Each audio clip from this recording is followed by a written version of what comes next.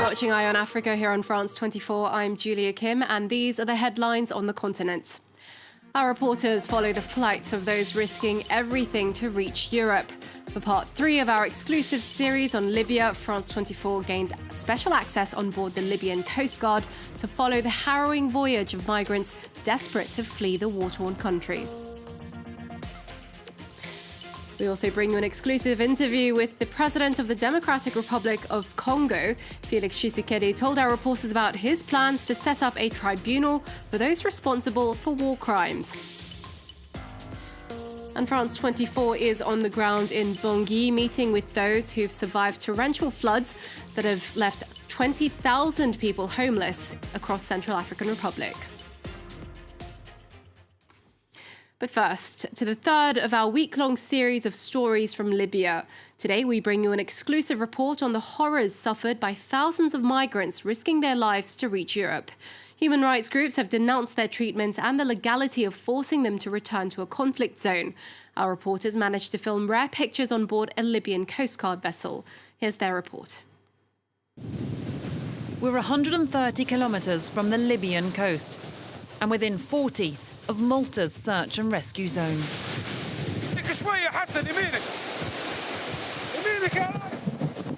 The Libyan Coast Guard are responding to an alert from Malta and Italy, asking them to intercept a boat full of migrants heading for Europe. Okay. Please, sit down.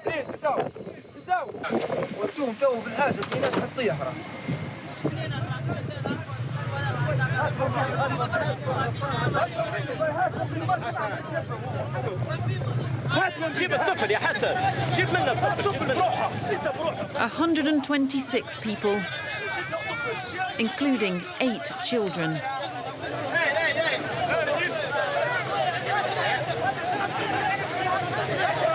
They'd been at sea for 18 hours. At first, some believe they're being rescued by an NGO.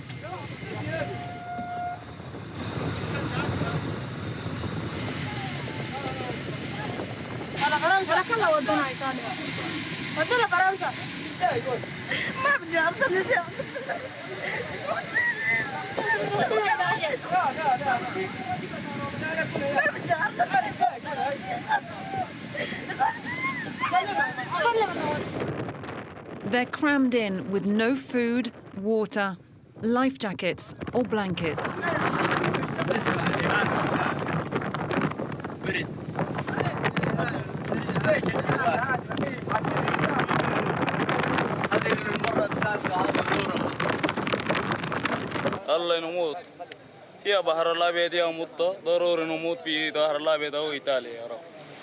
The migrants had risked it all to escape Libya. But as the sun sets, they're being taken back to Tripoli, where they don't know what fate awaits them next.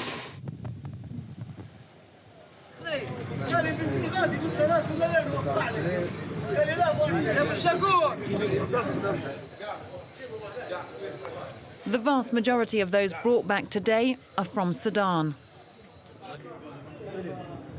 The toll of their ordeal is clear. As we're filming, one of the migrants asked to speak to us without being identified, for fear of reprisals. Je suis sûr, devant vous, ils vont dire n'importe quoi. Et après ça, il y a autre chose. On nous frappe, on nous fait de n'importe quoi. Ça fait 3 mois comme ça, j'étais en prison. Mais si tu manges, si tu ne manges pas, si tu meurs, si pas, c'est pas leur problème. They wait on the dock for over 3 hours. The weakest treated for hypothermia by medics from the International Organization for Migration. The authorities are overwhelmed. We film secretly as Libyan officials try to work out what to do.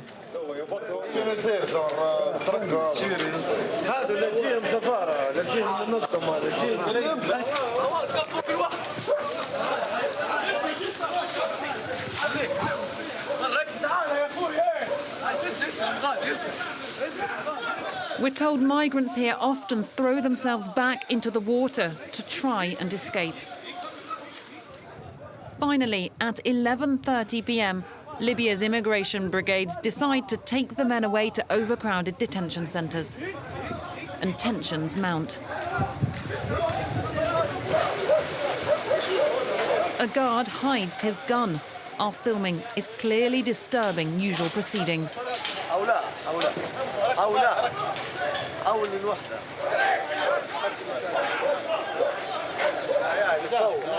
Officially, there are a few thousand migrants in Libya's centres. But overall, the figure is way higher. There are thought to be nearly 1 million caught up in the chaos.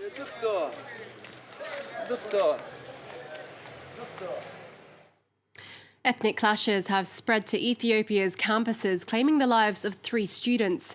2 were killed at a university in the Amhara region over the weekend, while a third died from his injuries in the Oromia region. An education ministry official said some of the people behind the unrest had fake student IDs. Ethnic conflicts have posed a major challenge to Nobel Peace Prize winner Prime Minister Abiy Ahmed. Now, this comes just weeks after ethnic violence in Addis Ababa and the Oromia region led to at least 67 fatalities. Ebola is now preventable and treatable, according to the World Health Organization. For the first time, the WHO has pre-qualified an Ebola vaccine, meaning its standards for quality, safety and efficacy have been met. Licensed doses of the vaccine will be available from the middle of next year. The current epidemic has claimed over 2,000 lives since it began in the DR Congo over a year ago. The news comes as the country rolled out a second experimental Ebola vaccine developed by US company Johnson & Johnson. Now, the DR Congo's President Felix Tshisekedi is wrapping up his visit to the French capital for the Paris Peace Forum. And earlier this week, he met with France's Congolese community, who voiced their concerns over deadly election violence almost a year ago. Tshisekedi was declared the winner of that highly contested vote, and he's pledged to set up a tribunal for those responsible for electoral violence and, more broadly, for those who've committed war crimes in Congo. Well, earlier he spoke to our journalists Sadia Manjo and Nicolas Germain, and they asked him what kind of tribunal he's going to set up.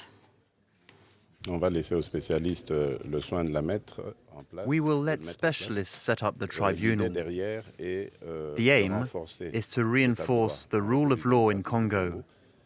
No one will be above the law. All crimes will be punished in Congo by Congolese judges. You think there needs to be a special tribunal like in Sierra Leone and elsewhere? Yes, a special one for certain specific crimes. But, more generally, we want to reinforce the justice system. Some people who committed crimes in the past, are they still in power today? It's possible, but it's not up to me, as the President of the Republic, to go looking for them, to replace the judges. That is the role of the justice system. Concerning the fighting in the east of Congo, what is the project you want to put in place with Uganda and Rwanda? The aim is to bring back peace. As soon as I was sworn in, I went to see our neighbors, our brothers, to tell them, look, whatever happened in the past, today, let's look towards the future. We need to improve the situation for our people and our countries. We need more integration, more trade. We need to build stronger economies. My message was heard, and our relationship is very good with our neighbors. And I'm very happy about that. And how's the relationship with your allies from Joseph Kabila's party?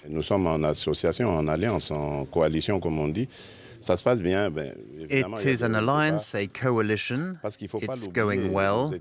Of course, there are ups and downs, because recently we were opponents. But with their votes, the Congolese chose to put us together in power. Therefore, we have to work together, calmly, for our people. I remain optimistic regarding the future of our coalition. Tensions are inherent to all organizations, It's normal. Ces soubresauts ne peuvent qu'arriver, ils sont inhérents à toute organisation, c'est normal. And finally, good news for flood victims in Central African Republic. In the capital Bangui, rainfall has eased, meaning water levels have dropped considerably. Weeks of torrential downpours and widespread flooding have left over 20,000 people homeless in the country. Our reporters spoke to some of those affected. My main concern is mud, because it delays any possible reconstruction. We need the land to be dry, to be able to work on it. We need cement and we need sand in order to rebuild everything that's been destroyed. We call upon the government, NGOs, and other international organizations to support us.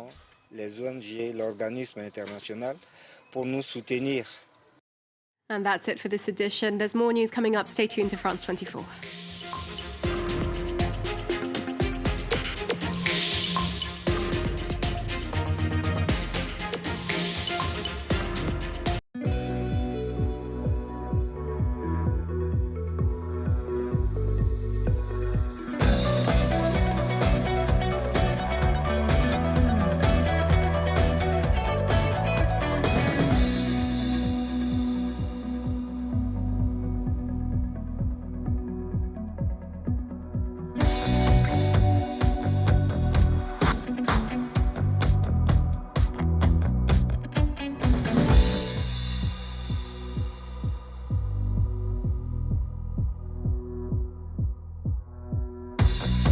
France 24. Every art form. Liberté, égalité, actualité.